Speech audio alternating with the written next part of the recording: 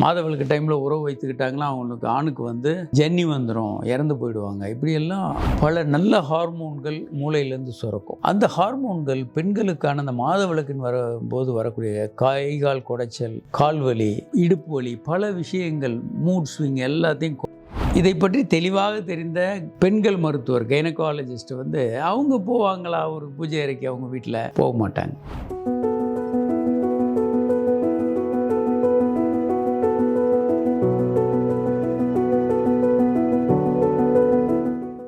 வணக்கம். மாதவிலக்கு பற்றி இன்றும் கூட படித்த பெண்கள் கூட தவறான ஒரு மூட நம்பிக்கை வச்சுட்டு இருக்கிறத பார்க்க முடியும். மாதவிலக்கு இருக்கும்போது கோயிலுக்கு போக மாட்டாங்க, அவங்க வீட்டு பூஜை அறைக்கு கூட போக மாட்டாங்க. இப்போ இதை படித்த பெண்கள் மட்டும் இல்லை, மாதவிலக்கு பற்றி கைனகாலஜிஸ்ட் எடுத்துக்குவோம். நம்ம ஊரில் எத்தனை கைனகாலஜிஸ்ட் இருக்காங்க, எவ்வளோ பேர் படித்திருக்காங்க. அவங்களுக்கு தெரியும் மாதவிலக்கு வந்து அது ஒரு கழிவு பொருள் அல்ல, அது கர்ப்பப்பையிலிருந்து வரக்கூடிய சுத்தமான ஒரு ரத்தம். அது அப்போது அதில் எந்த தீமையான பொருட்களோ விஷயமோ அந்த மாதிரி எதுவும் இல்லை. ஆனால் இதை பற்றி தெளிவாக தெரிந்த பெண்கள் மருத்துவர் கைனகாலஜிஸ்ட் வந்து அவங்க போவாங்களா ஒரு பூஜை அறைக்கு? அவங்க வீட்டில் போக மாட்டாங்க. அவங்க வழக்கங்கள், நம்ம பழக்கங்கள் வழக்கங்கள், அந்த மத ரீதியான நடவடிக்கைகள் வேற, விஞ்ஞானபூர்வமான சிந்தனை என்பது வேற. சாதாரண பெண்களை நம்ம கம்பேர் பண்ணும்போது இன்னும் இதை பற்றிய தவறான கருத்துக்கள் ஆண்கள்கிட்டையும் பெண்கள்கிட்டையும் இயல்பாக இருக்கிறத பார்க்குறோம். மாதவிலக்கு டைமில் உறவு வைத்துக்கிட்டாங்களா அவங்களுக்கு ஆணுக்கு வந்து ஜன்னி வந்துடும், இறந்து போயிடுவாங்க. இப்படியெல்லாம்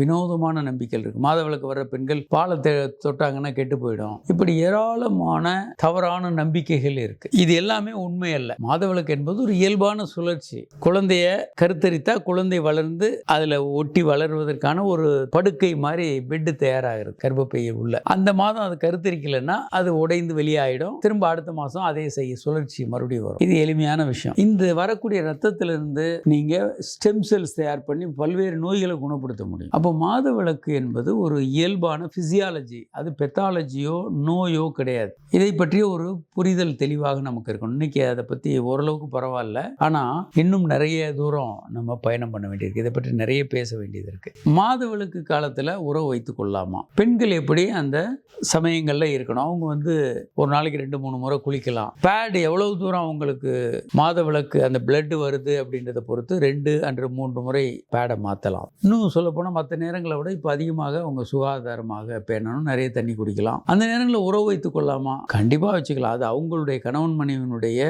விருப்பத்தை பொறுத்து. இதனால எந்த நோயும் தனியாக வராது. கணவன் மனைவி உறவு வைத்துக் கொள்ளும்போது மாதவிலக்குனால எந்த நோயும் வராது. அவங்க 2 பேருக்கும் அது சந்தோஷமாக இருக்குது, பிடிச்சிருந்தா அவங்க வச்சுக்கலாம். பல நாடுகளில், முன்னேறிய நாடுகளில் வந்து இந்த மாதவிலக்கு டைம் வந்து கருத்தரிக்காமல் இருக்கிறதுக்கு அந்த நேரத்தில் உறவு வச்சுக்குவாங்க. அது ஒன்று. இன்னொரு காரணம் வந்து மாதவிலக்கு நேரத்தில் உறவு கொள்ளும்போது பல நல்ல ஹார்மோன்கள் மூளையிலேருந்து சுரக்கும். அந்த ஹார்மோன்கள் பெண்களுக்கான அந்த மாதவிலக்கின் வரும்போது வரக்கூடிய கால் குடைச்சல், கால்வலி, இடுப்பு வலி, பல விஷயங்கள், மூட் ஸ்விங் எல்லாத்தையும் குறைக்கும். மனம் மகிழ்ச்சியாக இருக்கும். உடல் வலி எல்லாம் பெருமளவுக்கு குறைந்து போயிருக்கும். அந்த மாதவிலக்கின் போது உறவு வந்து பல பேருக்கு தான் அனுபவப்பட்டவங்களுக்கு தெரியும். அது ரொம்ப உடல் வலியை அந்த மாதவிலக்கின் போது டோட்டலாக சரியாக்கிறது. அதனால மாதவிலக்கின் போது உறவு வைத்துக் கொள்வது நல்லது.